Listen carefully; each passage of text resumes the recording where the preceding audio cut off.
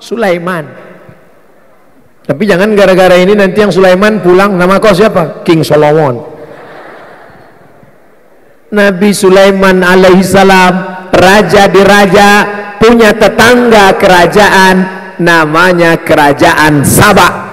Sabak dipimpin seorang perempuan bernama Ratu Bilqis. Ratu Bilqis ingin berkunjung ke istana Sulaiman, dan Nabi Sulaiman inspeksi upacara. Ini lam aral hudhuda, mana burung hudhud? Burung hudhud kenapa tidak hadir? Kalau dia tidak datang aku sembelih lehernya. Burung hudhud datang terlambat. Hudhud, kemana ente lambat datang? Kata burung hudhud, aku sedang terbang, aku lihat ada sebuah istana. Istana itu dipimpin seorang perempuan, dia bernama Bilqis. Mana dia? Dikirimlah surat, innahu min Sulaiman wa innahu bismillahirrahmanirrahim.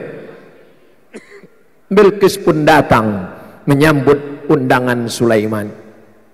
Berapa lama perjalanan? 3 bulan dari Yaman ke Palestina. Tapi kemudian Sulaiman mau menunjukkan kehebatannya. Sebelum Bilqis sampai, Sulaiman ingin kursi Bilqis sampai ke Palestina. Sulaiman mengumpulkan bala tentaranya. Apa kata Sulaiman? Ya ayyuhal mala'u, wahai pasukan tentara, ayyukum ya'tini bi arsyiha, siapa yang bisa membawa kursi Bilqis dari Yaman ke Palestina sebelum Bilqis sampai. Datang jin Ifrit, kepala dinas namanya jin Ifrit. Ana atika bihi, aku bisa membawa kursi Bilqis dari Yaman ke Palestina. Berapa lama? Ifrit. Ustaz kalau nyebut Ifrit jangan nunjuk perempuan lah. Oke. Nanti laki-laki tersinggung. Kalau gitu nunjuk pokok kayu aja lah. Karena jin Ifrit biasa suka di pokok kayu. Hai jin Ifrit, ya, kau bisa bawa kursi Bilqis? Bisa. Berapa lama? Qabla an taquma mim maqamik, sebelum kau tegak dari tempat duduk. Sulaiman, sebelum kau tegak dari tempat dudukmu, kursi Bilqis sudah sampai. Kira-kira tegak dari tempat duduk berapa lama? Kita hitung sama-sama ya. Hitung sama-sama ya. 1, 2, 3, 4, 5. 5 detik kursi Bilqis sampai. Cepat apa lambat?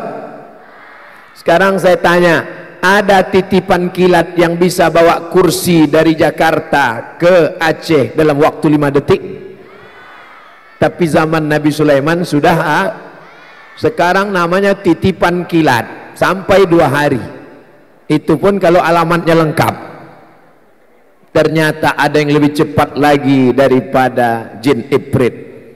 Wa qala alladhi indahu ilmun minal kitab, ada seorang laki-laki, bukan jin, bukan Ifrit, bukan setan, tapi dia manusia, namanya Asif bin Balkhiyah. Siapa namanya? Asif bin Balkhiyah. Apa kata dia? Ana atika bihi, aku bisa membawa kursi Bilqis dari Yaman ke Palestina. Asif, ya, berapa lama bisa kau bawa? Qabla ayyartadda ilaika tarfuk, sebelum matamu berkedip. Sebelum mata kau berkedip, kursi sudah sampai. Begitu matanya berkedip, kursi pun sampai. Kira-kira mana yang menang, jin apa manusia? Manusia. Refleksi Isra Mi'raj. Hari ini masih banyak orang Indonesia berkawan dengan jin. www.ramalan.com, www.hantusetan.net. Hai dukun-dukun yang masih berkawan dengan jin, hai orang-orang yang masih suka berteman dengan setan, berhentilah, karena saya dikasih judul di pesantren Daya Syekh Kerungkali bahwa refleksi pertanyaan menjawab permasalahan umat sudah berabad-abad umat Islam menang melawan jin. Buktinya jin kalah tender dengan Asif bin Balkhiyah, karena prinsip Nabi Sulaiman lebih cepat lebih baik. Mana yang lebih cepat? Tegak dari tempat duduk atau mengedipkan mata? Mengedipkan mata. Maka jin kalah tender pada zaman Nabi Sulaiman alaihi salam. Ini pelajaran yang pertama. Kita akan maju kalau kita pakai ilmu pengetahuan. Dan sekarang terbukti siapa yang paling cepat, itulah yang menang. Pesawat yang paling cepat, itu yang dipakai orang. Titipan yang paling cepat, itu yang dipakai orang. Ceramah yang paling cepat, nah, makanya ceramah ini pun tak lama-lama ini, karena hujan sudah mulai turun. Saudaraku yang dimuliakan Allah Subhanahu wa ta'ala, jadi sekarang kalau kita mau bersaing di dunia global, harus pelayanan yang cepat, cermat, tidak bertele-tele. Betul? Ikan sepat, ikan gabus, lebih cepat, lebih bagus. Ikan cepat, ikan lele, cepat dan tidak bertele-tele. Ini prinsip sekarang. Makanya pengurusan KTP cepat, urusan akte kelahiran cepat, mengandungkan anak cepat. Dulu mengandung 9 bulan, sekarang 2 bulan lahir. Itu bukan prestasi Ustadz, itu haram. Betul saudara yang dimuliakan Allah Subhanahu wa ta'ala. Ke depan alumni Dayah adalah alumni yang berprestasi dalam bidang teknologi. Amin. Pelayanan masyarakat, komputer, internet. Sekarang berkirim surat begitu mudahnya. Dulu Ustadz Somad kuliah kirim surat seminggu, sekarang kirim surat langsung WA, kirim sebelum matamu berkedip, pesan sudah sampai. Sebelum mata berkedip sampai sudah. Begitulah cepatnya WhatsApp. Sudah 3 hari dikirim tak sampai-sampai, rupanya paket habis. Yang kedua, kenapa mereka tidak percaya Isra Mi'raj? Saya naik pesawat, duduk di pinggir, Ustadz Fadil Rahmi di tengah, tim sebelah kanan, saya di tepi pesawat. Kaca pesawat ini 2, kaca luar, kaca dalam. Antara kaca luar dan kaca dalam, saya lihat ada nyamuk nyasar. Nyamuk masuk pesawat. Gimana dia masuk? Saya aja periksa KTP 2 kali. Tapi ini true story, kisah nyata. Nyamuk ikut terbang, lalu kemudian sampailah nyamuk ini ke Banda Aceh. Bisa nyamuk terbang dari Kuala Namu ke Banda Aceh 1 jam 60 menit. Maka begitu nyamuk ini sampai ke Banda Aceh, semua nyamuk-nyamuk di Banda Aceh ketawa semua. Karena tidak ada dalam sejarah nyamuk bisa terbang dari Kuala Namu ke Banda Aceh menempuh jarak yang begitu jauh dalam waktu 60 menit. Kenapa nyamuk-nyamuk di Banda Aceh tidak percaya? Karena disangkanya nyamuk ini terbang sendiri. Dia tidak tahu nyamuk ini diterbangkan oleh maha nyamuk, yang sayapnya terbuat dari baja dan minyaknya bukan solar apalagi pertalite, tapi minyaknya adalah gas. Muhammad sallallahu alaihi wasallam bukan Sara Yasri, bukan Sara Yasri, tapi Muhammad sallallahu alaihi wasallam adalah Asra Yusri. Dia tidak berjalan, tapi dia diperjalankan. Mengapa Abu Jahal, Abu Lahab tidak percaya Isra Mi'raj?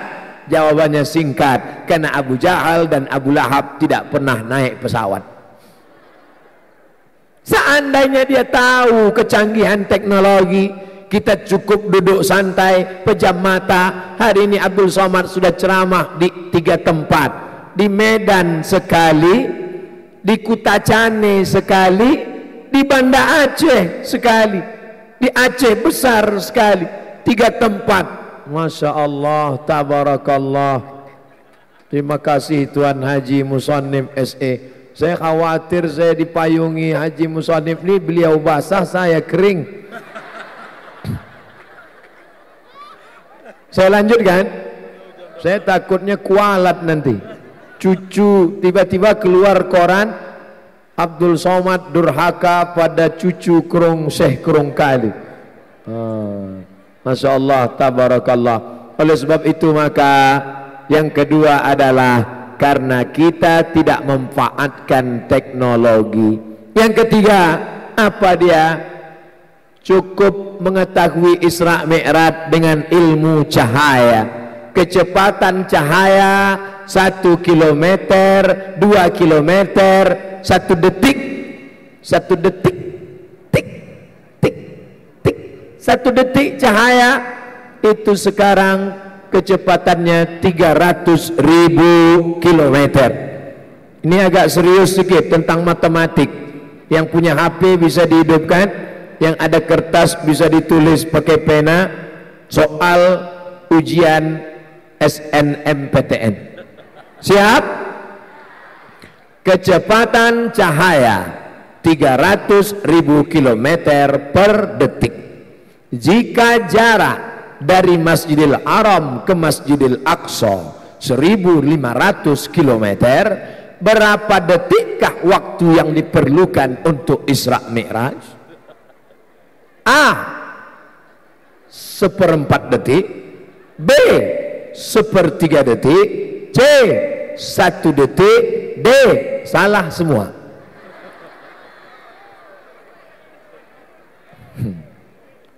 Saya ulang sekali lagi. 1 detik cahaya menembus kecepatan 300.000 kilometer. Tik, 300.000 kilometer. Jika jarak dari Masjidil Haram ke Masjidil Aqsa 1.500 kilometer, berapakah waktu yang diperlukan untuk Isra dan Mi'raj? Maka amat sangat sekejap saja. Masa iya perjalanan cahaya? Ya, Jibril adalah malaikat, dan malaikat diciptakan dari cahaya. Burak diambil dari kata barqu. Yakadul barqu yakhtafu absarahum. Barqu adalah kilat, dan kilat adalah cahaya. Jibril cahaya, Burak cahaya. Sekarang tinggal Nabi Muhammad sallallahu alaihi wasallam. Apakah Muhammad itu cahaya?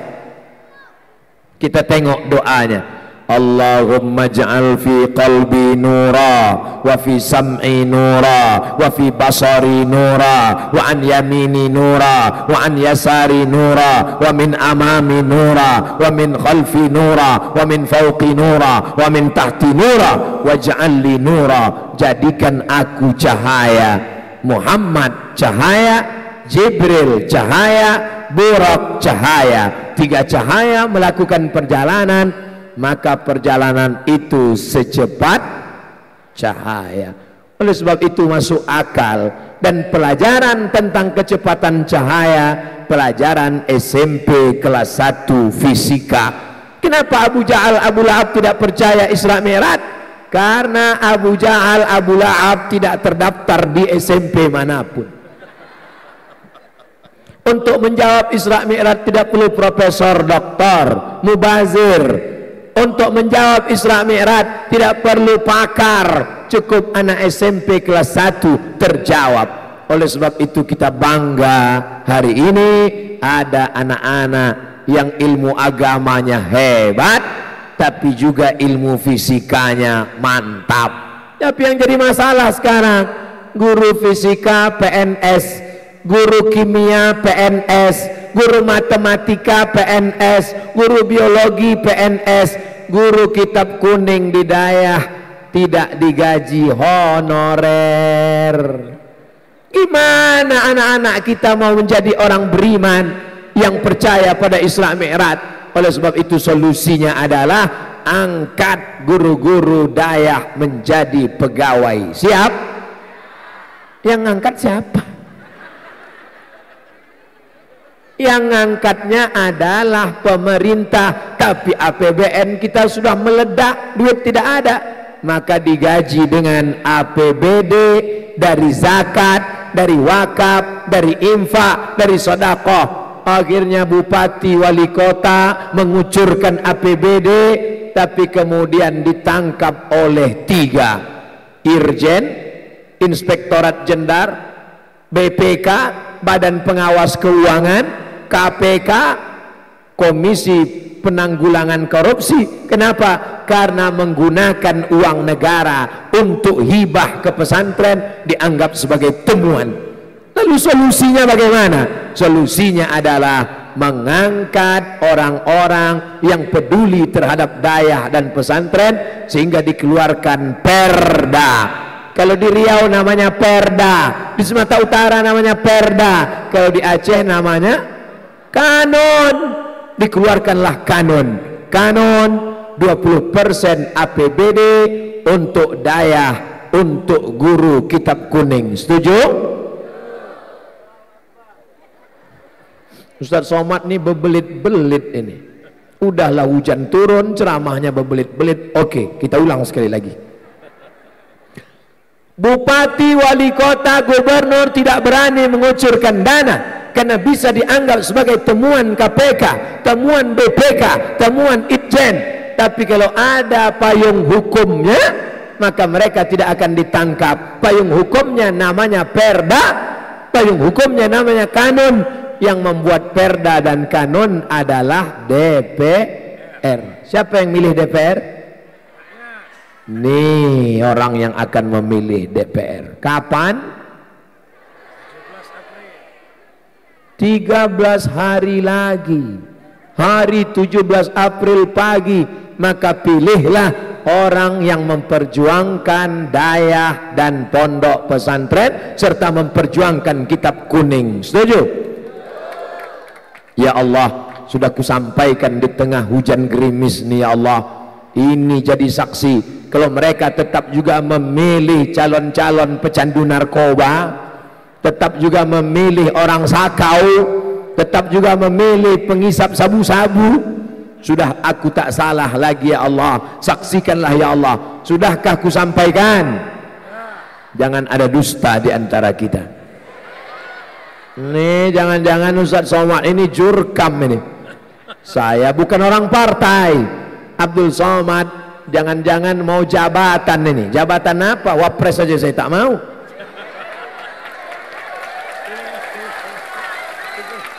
Abdul Somad ustadz yang tidak terikat dengan apapun. Abdul Somad hanya ingin supaya suara umat yang banyak ini diberikan kepada umat yang memperjuangkan pondok pesantren dan pendidikan agama. Kira-kira salah yang saya sampaikan? Jangan cuma bilang tidak di sini. Nanti kalau ada orang ngejek-ngejek saya di internet, katakan tidak. Abdul Somad salah? Abdul Somad radikal? Abdul Somad nyeleneh? Abdul Somad aliran sesat? Potong videonya, share. Like and share. Jangan lupa subscribe. Saudaraku yang dimuliakan Allah Subhanahu wa taala. Jadi kalau begitu yang benci sama ceramah saya itu siapa? Orang yang benci pada pendidikan agama. Siapa yang benci agama? PKI. Tuh yang benci agama. Jadi ketika saya katakan naikkan derajat, harkat, martabat pesantren, dakwah, kitab kuning, guru agama. Dulu ketika komunis bangkit, siapa yang dibunuh oleh komunis? Ulama. Mereka congkel matanya. Jangankan yang Islam, Jenderal Panjaitan, apa kata mereka?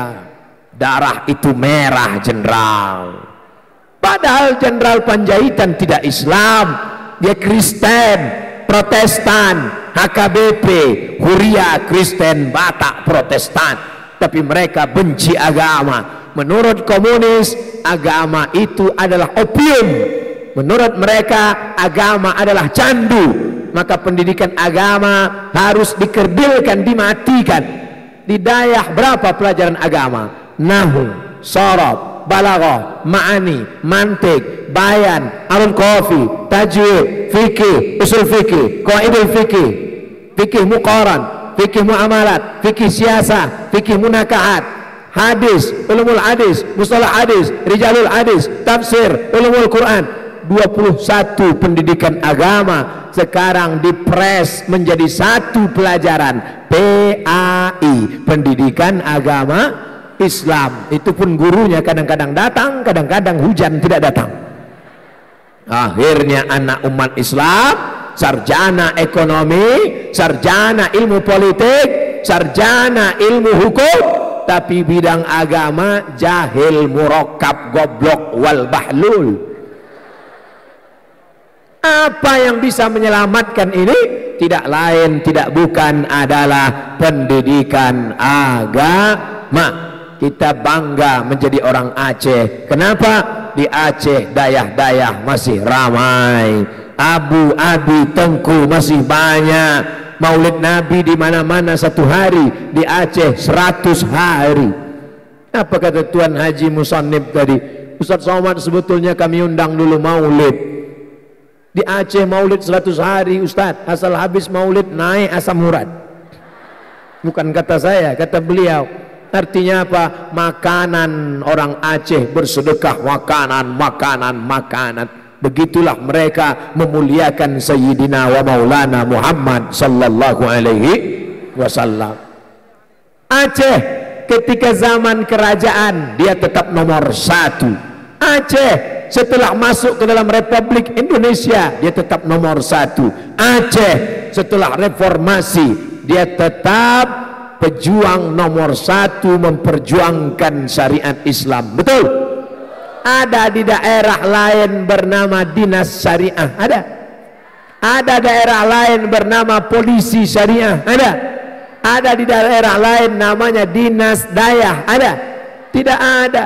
Maka saya bangga selalu berceramah di Aceh. Cerita dari Aceh saya bawa ke tempat lain. Hai bupati, wali kota, anggota dewan, amal kalian bukan puasa sunat Senin Kamis, amal kalian bukan baca Yasin, amal pejabat-pejabat adalah membuat syariat Islam ditegakkan. Anak-anak paham Islam dan orang yang tidak mengerti paham Islam. Saya naik pesawat tadi dari Kuala Namu ke airport Sultan Iskandar Muda, pramugarinya pakai jilbab.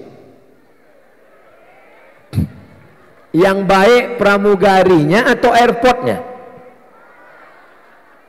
Airportnya. Buktinya dia ke airport lain jilbabnya dibuka.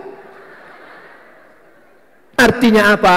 Siapa saja yang mendarat di Sultan Iskandar Muda Airport Banda Aceh mesti pakai jilbab. Saya kalau naik pesawat yang lain, mau ke Surabaya, mau ke Semarang, mau ke Yogyakarta, mau ke Banjarmasin, saya cuma mau ngasih, saya ceramah kemana-mana, itu aja. Dia ceramah masuk ke dalam tidak pakai jilbab, bisa selesai ini dengan ceramah? Bisa? Mana bisa? Ceramah saya di pesawat, Assalamualaikum warahmatullah ya ayyuhal pramugari. Ceramah di pesawat ditangkap karena tidak ada izin internasional, melanggar aturan penerbangan. Kenapa berceramah? Tapi begitu dilaksanakan dengan dakwah politik, dan Syekh Hasan Kerongkali adalah seorang dai yang juga politikus. Makanya politik jangan diharamkan. Haram politik, haram politik. Politik boleh, politikus itu tikus, politikus itu jahat. Akhirnya politik kita diambil orang lain, sekuler, liberal, komunis, otak-otak udang mengambil politik. Akhirnya umat Islam menjadi korban politik. Kira-kira salah ceramah yang disampaikan ini? Tidak. Abdul Somad hanya ingin supaya santriwan santriwati mengikut jejak Syekh Muhammad Hasan Kerongkali. Dia seorang syekh ahli agama, maka akan lahir alumni-alumni dayah yang ahli agama, kitab kuning bersarang dalam kepalanya. Amin. Yang kedua, Syekh Kurungkali ahli ilmu falak, ilmu astronomi, maka akan lahir juga para pakar-pakar ekonomi, pakar ilmu politik, pakar sains teknologi, pakar karena mengikut tuan syekh mereka. Yang ketiga, alumni juga akan lahir, akan ada alumni dayah yang mewakili kita di legislasi legislatif, DPR kota, DPR kabupaten, DPR provinsi, DPD, dan puncaknya adalah memegang tampuk kekuasaan. Takbir. Itu baru yang pertama. Jam 6. Tadi saya mulai ceramah jam 6.15. Sekarang sudah jam 6. 45 menit sudah saya jelaskan baru yang pertama. Nanti saya masuk yang kedua. Apa dia kedua? Refleksi Isra Mi'raj dalam menjawab problematika umat. Problematika umat sekarang, masjid besar tapi tidak ada sholat berjamaah. Udah 2 kali payung ini udah. Masjid besar tapi tidak ada sholat berjamaah. Ini apa hubungannya dengan Isra Mi'raj? Kalau puasa cukup ayat yang turun, ya ayyuhalladzina amanu kutiba alaikumus shiyam. Haji cukup ayat yang turun, wa atimul hajja wal umrata lillah. Zakat cukup ayat turun, wa atuz zakah. Tapi sholat tidak cukup ayat turun, tapi Nabi Muhammad sallallahu alaihi wasallam, subhanalladzi asra bi 'abdihi laila minal masjidil haram ilal masjidil aqsa alladzi barakna haulahu linuriyahu min ayatina. Alhamdulillah, meninggal Syekh Hasan Kurungkali dari 1973, sekarang sudah 2019, 47 tahun lamanya. Hari ini masjid tetap tegak berdiri, bukan cuma di dalam masjid, di atap masjid pun ramai orang. Masya Allah, luar biasa. Abdul Somad tidak pernah ragu bahwa Aceh sampai hari kiamat masjid-masjidnya tetap ramai sholat berjamaah. Mana buktinya? Yang punya kamera ambil itu foto, tunjukkan ke seluruh dunia, begini anak-anak muda Aceh sholat di masjid sampai ke atap. Yang jadi masalah imamnya di mana itu? Imam tetap di bawah, yang penting jangan sampai mendahului imam, walaupun dia di atas tetap. Jadi tidak akan pernah ragu. Isra Mi'raj mengingatkan lagi tentang pentingnya sholat berjamaah. Harimau mati meninggalkan belang, gajah mati meninggalkan gading.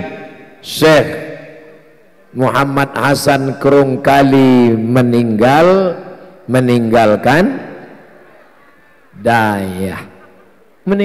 dayah, meninggalkan santriwan santriwati, meninggalkan kitab kuning. Oleh sebab itu, kalau mau kekal abadi, jangan tinggalkan rumah, karena rumah akan dijual.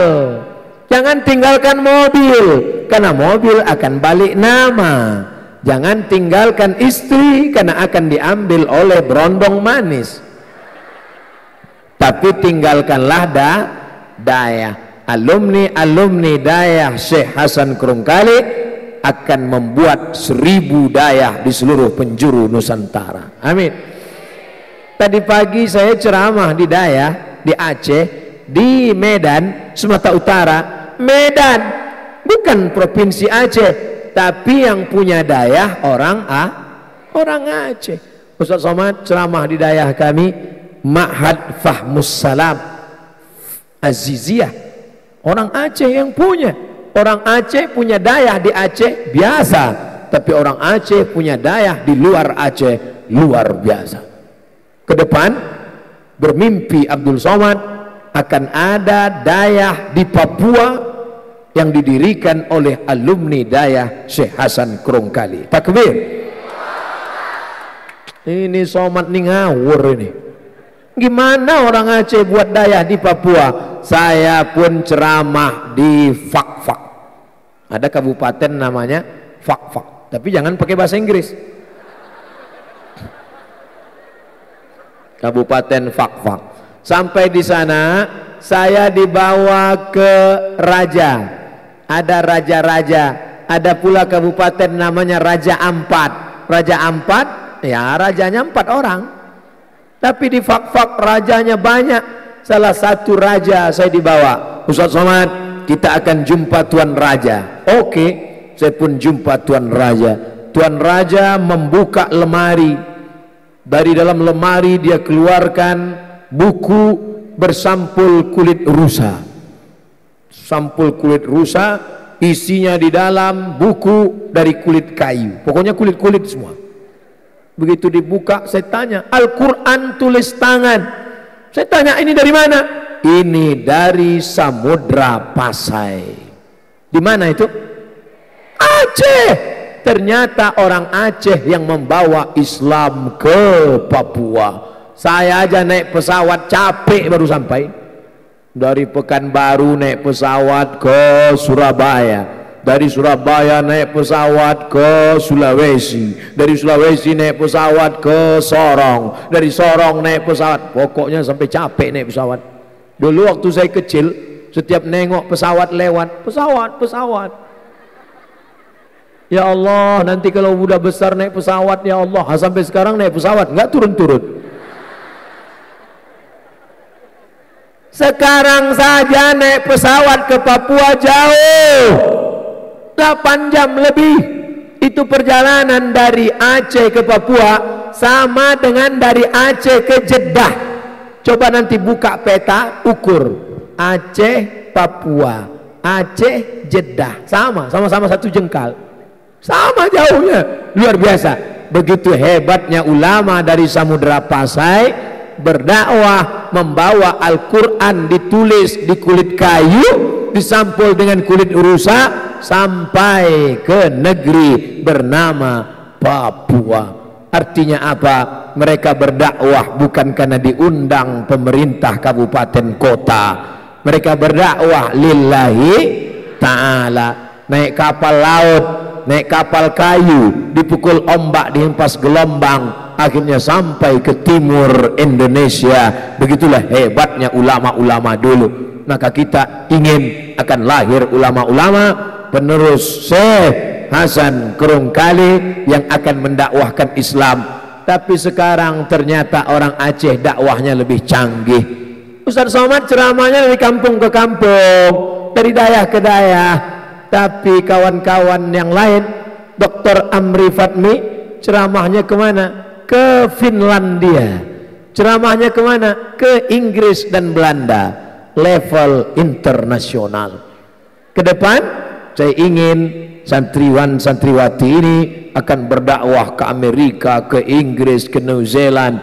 Maka Islam akan menebar ke seluruh dunia. Wa ma arsalnaka illa rahmatan lil alamin. Orang takut nanti kalau ustadznya dari Aceh bawa rencong masuk Islam. Tidak, saudaraku, mereka penuh dengan kelembutan, mereka penuh dengan samahah, kelapangan dada. Yang ditebarkannya adalah Islam. Islam diambil dari kata salam. Salam adalah kedamaian. Islam peace, damai. Islam adalah mengangkat tangan, memberikan bantuan kepada yang susah. At'imut ta'am, yang lapar kasih makanan. Afsus salam, tebarkan kedamaian. Wasallu wan nasu niyam, ucapkan salat malam ketika orang lain sedang tidur. Tadkhulul jannata bi salam, masuk ke dalam surga dalam keadaan salamun qaulan mir rabbir rahim. Inilah generasi yang akan masuk ke dalam surga Allah Subhanahu wa taala. Amin. Itu yang kedua. Kita lanjutkan ketiga. Lanjut. Sampai jam berapa nih Ustaz? Sampai azan maghrib. Azan maghrib sekarang jam berapa? Jam 6.30. Masih ada waktu 15 menit lagi. Lalu wuduknya kapan? Wuduk yang tadi ditahan-tahan aja. Sampai biru mukanya nahan kentut.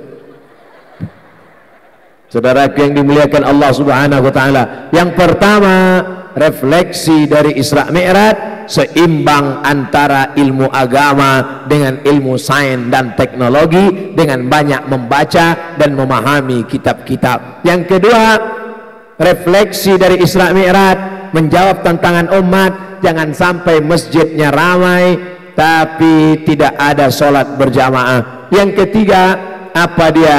Bahwa Isra Mi'raj bercerita tentang yang tidak dilihat oleh mata. Allah berfirman, linuriyahu min ayatina. Yang diperlihatkan bukan linuriyahu min ayat kursi, linuriyahu min ayat fi suratil Fatihah, tidak. Tapi yang diperlihatkan Allah adalah linuriyahu min ayatina. Ini yang ketiga. Ada ayat-ayat, tanda-tanda yang dulu dilihat Nabi terwujud zaman sekarang.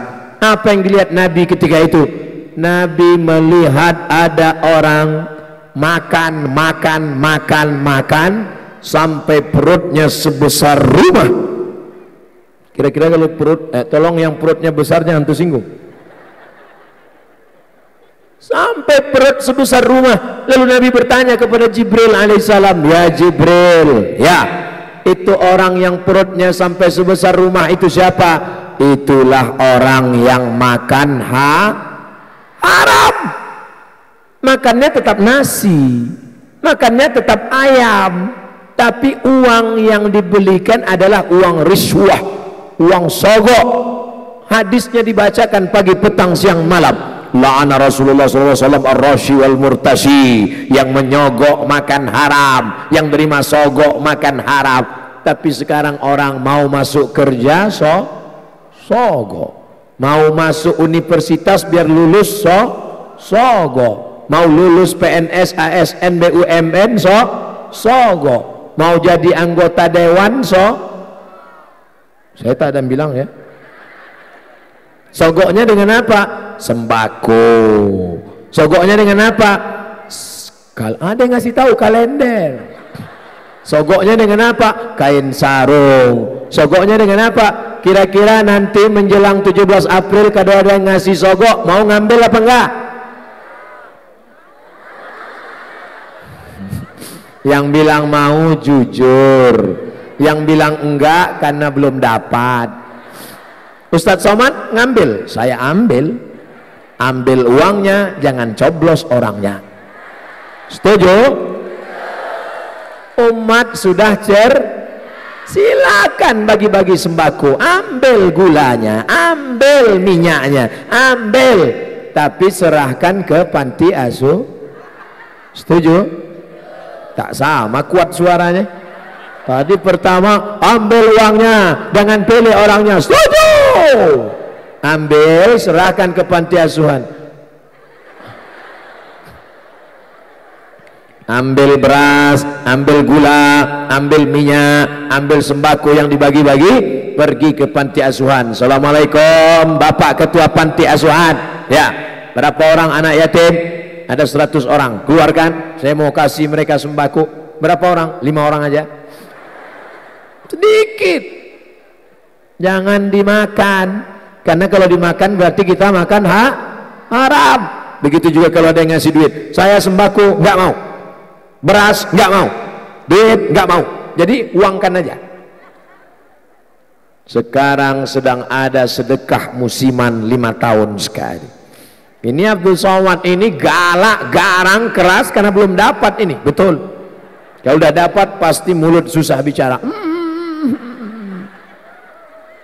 Saudaraku yang dimuliakan Allah Subhanahu wa taala, andai kita ambil uang 500.000, diambil duitnya, dibawa pulang ke rumah, dibelikan ke beras dimasak jadi nasi, disuap oleh anak-anak kita yang tulus, anak yang hijau, wajahnya tak berdosa, matanya terang bercahaya. Betapa jahatnya bapak dan ibu yang menyuapkan makanan haram ke anak-anak kita.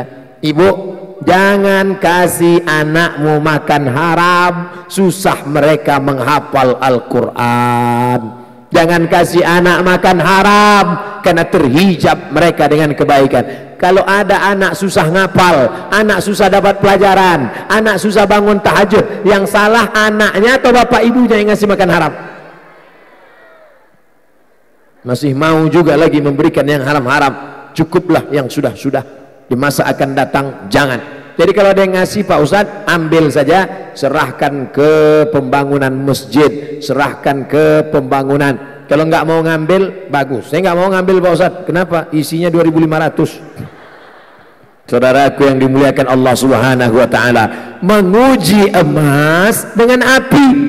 Gali tanah, dapat batu hitam, bakar dengan api. Kalau meleleh dia, berarti dia emas. Bakar dengan api, tidak meleleh-meleleh, hitam aja, berarti batu gilingan. Menguji batu dengan api, menguji orang dengan uang. Teman-teman, kalau kita mau tes dia jujur apa tidak, ujilah dengan uang. Ambil permen karet, ikat pakai benang, letakkan di jalan, sembunyi. Hidupkan kamera. Nah, kalau dia tengok kiri kanan tak ada orang, nah, sebelum diambil tarik dulu. Tapi jangan dipakai lagi karena soal udah bocor. Saudaraku yang dimuliakan Allah Subhanahu wa Ta'ala, menguji orang dengan uang. Oleh sebab itu ke depan jangan sampai kita tergoda makan haram.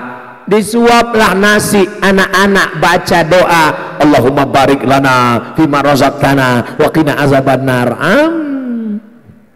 Apa yang terjadi? Sepiring nasi berubah menjadi setetes darah. Setetes darah masuk ke dalam badan, berubah menjadi daging.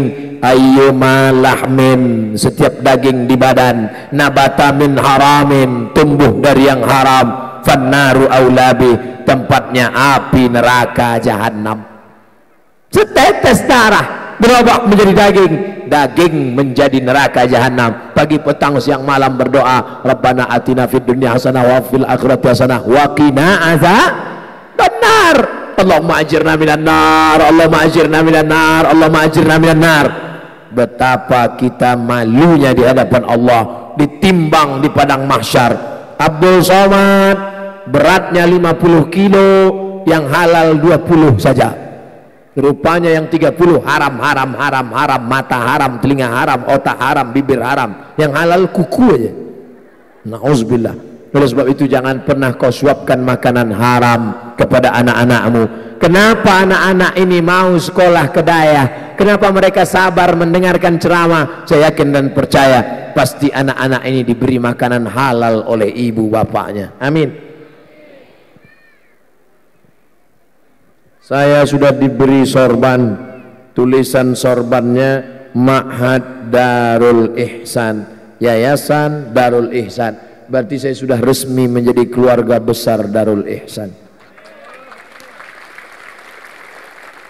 Nanti seluruh orang Darul Ihsan berbaris mau digiring masuk ke dalam surga, tidak pakai transit ke neraka, langsung saja masuk ke surga. Wasiqal ladzina taqaw rabbahum ilal jannati zumara. Digiring umat Muhammad sallallahu alaihi wasallam berkelompok-kelompok ke dalam surga. Zumara artinya berkelompok, berjamaah. Ternyata masuk surga itu pakai jamaah.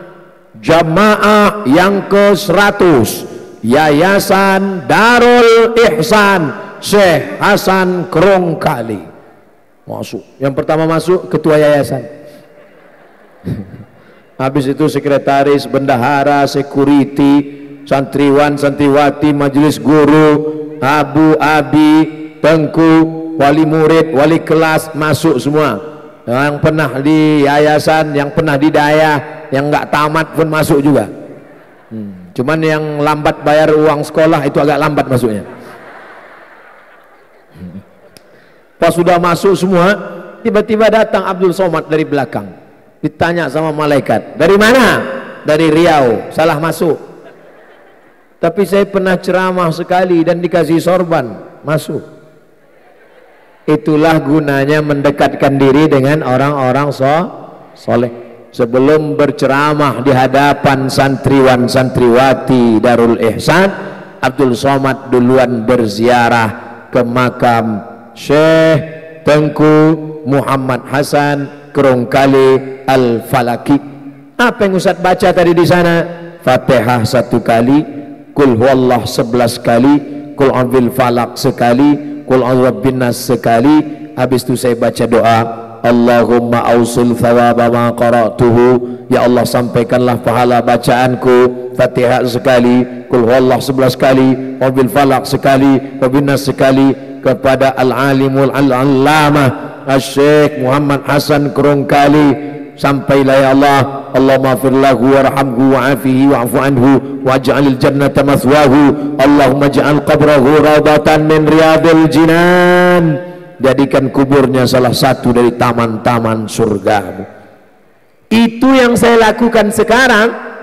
20 tahun akan datang, 30 tahun akan datang, akan ada anak dari Banda Aceh ke Riau, dan mereka juga akan melakukan yang sama. Mereka akan ziarah ke makam Abdul Somad. Itu yang kita inginkan. Sebagaimana dulu kita berbuat baik kepada ulama, akan datang, akan ada anak bangsa yang juga akan berziarah ke makam engkau.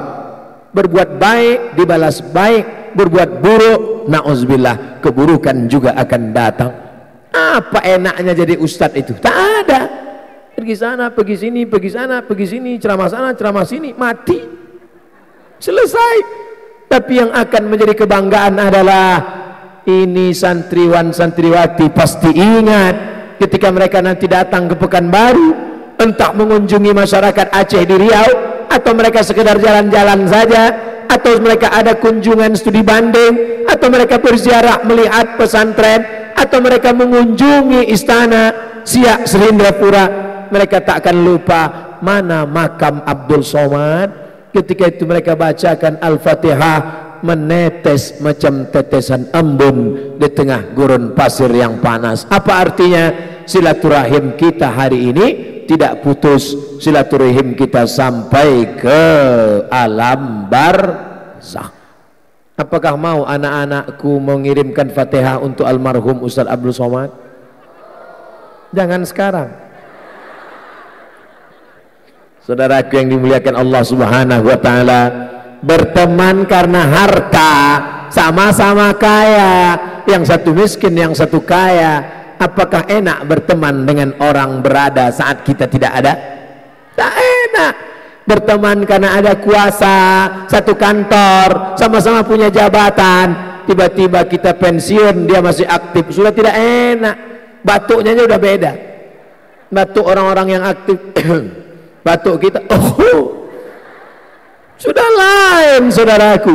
Tapi kalau bersaudara karena Allah, Abdul Somad datang ke Aceh, persahabatan Abdul Somad dengan Tengku Fadil Rahmi, persahabatan Abdul Somad dengan Tengku Dr. Amri Fatmi, persahabatan Abdul Somad dengan Tuan Haji Musannif SE, persahabatan yang bukan karena harta, bukan karena kuasa, bukan karena jabatan, bukan karena suku. Abdul Somad Melayu Riau, ini bumi Nangro Aceh Darussalam. Persahabatan kita karena la ilaha illallah Muhammadur Rasul. Jangan kelahi, jangan sumpah serapah, apalagi hanya karena pilpres, pileg dan pilkada, apalagi karena pilkabe. Karena semua ini akan berakhir tak lama. 17 April berakhir. Mana yang suka caci maki, sumpah serapah? Semua berakhir. Semuanya akan tetap bersaudara, bersalam-salaman. Mamin muslimah ini ada 2 orang muslim, yaltaqiyani berjumpa, wa yatasafahani berjabat tangan, illa ghufira lahuma, maka diampunkan Allah dosa mereka berdua. Malam yatafarraqa, sebelum berpisah. Abdul Somad akan pergi, tapi mereka tidak akan pernah lupa. Abdul Somad meninggalkan dayah, tapi kita tak akan pernah berpisah karena kita tetap saling doakan. Nanti sholat maghrib di masjid, jangan lupa doakan Ustaz Abdul Somad, doakan Tengku Fadil Rahmi, doakan kami mati dalam keadaan husnul khatimah. 75 menit sudah saya ceramah. Apa nama judulnya? Kultum, kuliah 75 menit. Berapa yang disampaikannya tadi? 3. Apa yang 3 itu? Tanya sama kameramen. Berapa tiang-tiang kamera di belakang? 1, 2, 3, 4, 5, 6, 7, 8. Dari mulai yang kamera bersorban sampai yang bersarung ada semua. Luar biasa ceramah hari ini, direkam. Kamera pakai tutup apapun ada. Luar biasa ceramah Abdul Somad di Dayah Darul Ihsan Syekh Hasan Kurungkali direkam dan akan ditonton. Tinggal tulis saja nanti di YouTube Somad Syekh Kurungkali, enter, langsung dapat ceramahnya. Dengar baik-baik. Mungkin sekarang kurang begitu fokus karena hujan, tapi nanti ketika sedang duduk dengar baik-baik, ada pelajaran. Ambil yang baik, buang yang buruk. Khuzma safa, da'ma kadar. Ambil yang jernih, buang yang keruh. Mudah-mudahan pertemuan kita ini bernilai amal soleh. Amin. Ala hazihin niyah wa kulli niyatin salihah. Al-Fatihah.